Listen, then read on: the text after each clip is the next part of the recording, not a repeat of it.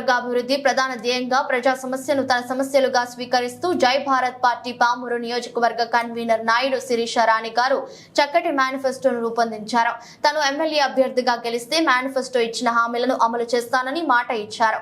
జై భారత్ పార్టీ అధ్యక్షులు మాజీ సిపిఐ జేడి లక్ష్మీనారాయణ చేతుల మీదుగా పామూరు మేనిఫెస్టో విడుదల చేశారు. ఇటు కార్యక్రమంలో Max TV chairman Thimmareddy Venkatareddy, SN9 news channel CEO నేటి సామాన్యుడు తెలుగుదేశం దినపత్రిక ఎడిటర్ నజీర్ ఖాన్, తెలంగాణ మరియు ఆంధ్రప్రదేశ్ సామాన్యుడు దినపత్రిక బ్యూరో చీఫ్ గుర్రం మల్లేష్ పాల్గొన్నారు.